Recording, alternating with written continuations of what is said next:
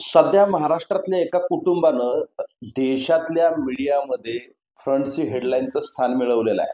तुम्हाला लक्षात आलं असेल हे कुटुंब कोण आहे? अर्थात डॉक्टर पूजा खेडकर यांचं कुटुंब. डॉक्टर पूजा खेडकर या कोण आहेत? तर ह्या नवनियुक्त IAS ऑफिसर आहेत, ज्यांचं ट्रेनिंग सध्या सुरू आहे. आता यांचं ट्रेनिंग चालू असतानाच यांनी केलेल्या उचापती, त्या उचापतींमुळं त्यांच्या कुटुंबाचे सगळे काळे कारनामे आता बाहेर पडू लागले. पण हे कुटुंब, हे खेडकर कुटुंब जे महाराष्ट्रात राहतं, या कुटुंबातील दिलीप खेडकर ह्या महाराष्ट्रामध्ये एक सनदी अधिकारी म्हणून रिटायर होतात आणि त्यानंतर त्यांची मुलगी परत IAS ऑफिसर होती. ह्या सगळ्या घटना संशयाच्या भोवऱ्यात अडकलेल्या आहेत. पण या खेडकर कुटुंबामुळे मात्र प्रश्नचिन्ह निर्माण झालंय ते थेट देशाच्या सर्वात मोठ्या पब्लिक सर्व्हिससाठी निवड केल्या जाणाऱ्या UPSCच्या महामंडळावरती. आता IAS झालेल्या या डॉक्टर पूजा खेडकर यांच्या सगळ्या बनावट पत्रांची, प्रमाणपत्रांची किंवा त्यांच्या प्रॉपर्टीच्या ह्या सगळ्या गोष्टी आपण ऐकत आहोत. मात्र या कुटुंबावर हे जे कुटुंब आहे त्यांची दुसरीकडं किंवा त्यांचा काळा कारनामा जो पुढे येतोय, अनेक ठिकाणी त्यांच्या विरोधात तक्रारी दाखल होत आहेत. हे सर्व काही ते नेमकं कुणाच्या जीवावर करतायत हे देखील महाराष्ट्रातल्या जनतेला पडलेला प्रश्न आहे. त्यामुळं सध्या खेडकर बाबत काय काय महाराष्ट्रामध्ये चर्चा सुरू आहेत आणि त्यांनी काय काय उपद्व्याप केलेले आहेत हे आपण या सविस्तर व्हिडिओच्या माध्यमातून पाहणार आहोत. नमस्कार, मी आहे मच्छिंद्र टिगरे आणि तुम्ही पाहताय जाहीर सभा. सगळ्यात महत्वाचं तर पहिल्यांदा आपण एका गोष्टीवरती फोकस करायला हवा. काही वर्षापूर्वी आपल्या देशात, राज्यात शिपाई, क्लार्क किंवा क वर्गाची जी पदं आहेत ती वशिल्यावरती भरली जायची. काही लोकांना त्याचा फायदा झालेला आहे, त्यांनी नोकऱ्या मिळवलेल्या आहेत. आता परिस्थिती बदलली. आता कोणत्याही शासकीय नोकरीसाठी मुलांना कष्ट करावं लागतंय. तिथं वशिला चालतोय का, असा प्रश्न अनेक स्पर्धा परीक्षा देणाऱ्या युवकांच्या, युवतींच्या मनात आहे. पण IAS सारखं पद किंवा IAS सारखी, जिल्हाधिकाऱ्यांसारखी पदं जर तुम्हाला वशिल्यावरती जर भरताना पाहायला मिळाली तर आता ह्या देशात तेही आश्चर्य वाटायला नको. खेडकरांनी हे करून दाखवलंय असं म्हटलं तरी वावगं ठरणार नाही. खरं तर हे खूप लवकर बोलणं होईल, कारण या सगळ्या प्रकरणाचा सध्या तपास सुरू आहे. परंतु ज्या काही गोष्टी समोर येत आहेत त्याच्यावरून लक्षात येत आहे की पूजा खेडकर यांचं पद अडचणीत येण्याची चिन्ह आहेत. पहिली गोष्ट, त्यांनी सादर केलेलं नॉन क्रिमिलियर हे जे प्रमाणपत्र आहे ते कोणत्याही OBC प्रवर्गातील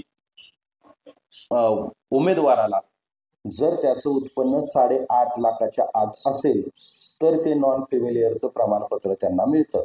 आता ते प्रमाणपत्र पूजा खेडकर यांनी UPSCला सादर केलेलं आहे आणि त्याच्यातून, त्या कोट्यातून त्यांना ही नोकरी मिळालेली आहे. दुसरीकडं काय, तर दुसरीकडं पूजा खेडकरांनी दिव्यांगाचंही प्रमाणपत्र मिळवलेलं आहे आणि तेही त्यांनी UPSCला सादर केलेलं आहे. त्याच्यामुळं ज्या ठिकाणी OBCचा कोटा किंवा मेरिट थांबलं त्याच्या पुढं दुप्पट अंकावरती त्यांचा नंबर असतानाही पूजा खेडकरांना नोकरी मिळाली. म्हणजे 450चं मेरिट OBCचं लागलेलं असताना त्यांना थेट 850 या ठिकाणाचं त्यांचं रँकिंग असताना त्यांनी नोकरी पत्रात पाडून घेतली. आता ही नोकरी मिळवण्यासाठी पूजा खेडकर आणि त्यांच्या कुटुंबियाने काय काय उपद्व्याप केलं हे आपण रोज टीव्हीला बघतोय. सगळ्यात महत्वाचं काय, तर त्यांचं दिव्यांगाचं प्रमाणपत्र हे पुन्हा चर्चेत आलंय. एकीकडं पुण्यातील एक शासकीय रुग्णालय पूजा खेडकर ह्या दिव्यांग नाहीत किंवा त्यांना कोणताही दृष्टीदोष नाही अशा प्रकारचं प्रमाणपत्र देतं, तर दुसरी शासकीय यंत्रणा अहमदनगर जिल्ह्यातली त्यांना 2-2, 3-3 प्रमाणपत्र देतात ते दिव्यांग आहेत म्हणून. त्याच्यामुळं आता नेमकी कोणती शासकीय यंत्रणा ही खरी आहे हे पाहावं लागेल. दुसरी गोष्ट, त्या दिव्यांग आहेत की नाही याची UPSC बोर्डाकडून देखील चाचणी केली जाते. दिल्लीतल्या एम्स हॉस्पिटल करून त्यांना वारंवार पत्रव्यवहार करून या चाचणीसाठी बोलवण्यात आलं होतं, मात्र त्या तिथं उपस्थित राहिलेल्या नाहीत. त्याच्यामुळं स्वतः UPSC देखील कॅटमध्ये गेलं होतं. कॅटमध्ये यांच्या विरोधात त्यांनी दाद देखील मागितलेली होती. त्यावेळेस त्यानंतर सुद्धा पूजा खेडकर ह्या या पदावरती रुजू झाल्यात. हा मोठा या सगळ्या प्रकरणातलं प्रश्नचिन्ह आहे. हा मोठा प्रश्न आ वाचून उभा आहे. जर त्या मेडिकलसाठी गेल्याच नाही तर त्यांची परत नियुक्ती झाली कशी? दुसरा विषय नॉन क्रिमिलियर. आता नॉन क्रिमिलियर ज्यावेळेस त्या ज्या वैद्यकीय महाविद्यालयात शिकतात त्या वैद्यकीय महाविद्यालयामध्ये याच पूजा खेडकरांनी जवळपास ते क्रिमिलियर असल्याचं त्यांनी सर्टिफिकेट दिलेलं आहे. म्हणजे त्यांचं उत्पन्न हे 8.5 लाखापेक्षा जास्त आहे असं सर्टिफिकेट शिक्षण घेताना दिलेलं आहे. आणि मग UPSCची परीक्षा देताना मात्र नॉन क्रिमिलियर दिलेला आहे. हे सगळं संशयाच्या भोवऱ्यात आहे. अर्थात काय तर UPSC मध्ये काय भानगडी होतात याचा अनुभव त्यांच्या वडिलांना असावा आणि त्यांनी त्यांच्या अनुभवाचा वापर ह्या सर्व प्रकरणात केलेला आहे. दुसरीकडे काय तर पूजा खेडकर यांच्या आई मनोरमा खेडकर या मुळशी तालुक्यातील शेतकऱ्यांकडून जमीन घेतानाचा एक व्हिडिओ व्हायरल झालाय. याच्यामध्ये खुलेआम त्या हातात पिस्तूल घेऊन त्या शेतकऱ्यांना दमदाटी करताना दिसत आहेत. आता तिथंही त्यांच्यावरती गुन्हा दाखल झालेला आहे. एकीकडं सनदी अधिकारी म्हणून समाजामध्ये मिरवायचं आणि त्याच्यानंतर त्यांच्या रिटायरमेंट नंतर एवढ्या मोठ्या मालमत्ता ज्याचं शासकीय मूल्य जे आहे ते 40-41 कोटीच्या आसपास आहे. त्याचं बाजार मूल्य काय असू शकतं हे आपण न बोललेलं बरं. परंतु असं हे सगळं खेडकर कुटुंब इतके सारे उपद्व्याप, जी मुलगी किंवा जे IAS ऑफिसर ट्रेनिंगमध्ये एवढं ॲरोगंट वागते की जे वरिष्ठ अधिकाऱ्यांच्या केबिन बळकावण्याचा प्रयत्न करणं, गाडीवरती लाल दिवा लावणं, ऑडी गाडीतून एंट्री करणं, तिनं लोकांची काय सेवा केली असती हा एक प्रश्न या निमित्तानं उभा राहतोय.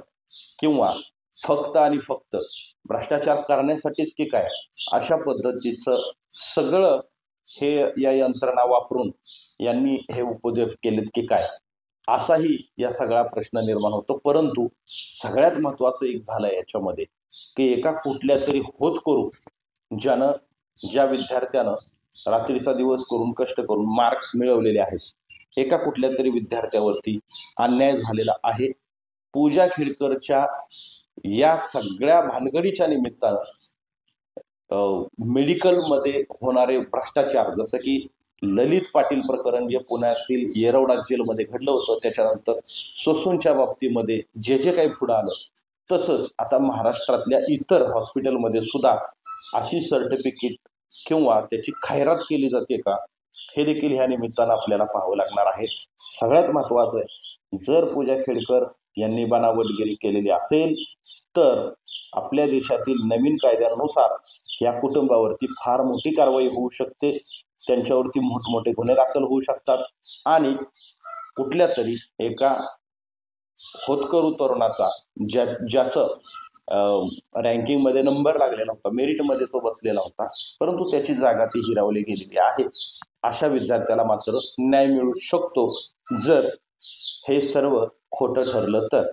त्याच्यामुळं आता खेडकर कुटुंब हे सगळं नेमकं कोणाच्या जीवावरती हे करत होतं हा देखील तपासाचा भाग असणार आहे. याच्यावरती सर्व महाराष्ट्रातील देशातील मीडिया लक्ष ठेवून आहे की त्यांनी हे का केलं आणि कोणाच्या मदतीनं केलं. त्याच्यामुळे येणाऱ्या काळात आपणही या सर्व गोष्टींचा आढावा घेत राहू. तोपर्यंत धन्यवाद. तुम्हाला हा व्हिडिओ कसा वाटला याबद्दल कमेंट करा आणि आपलं YouTube चॅनल नक्की सबस्क्राईब करा. धन्यवाद.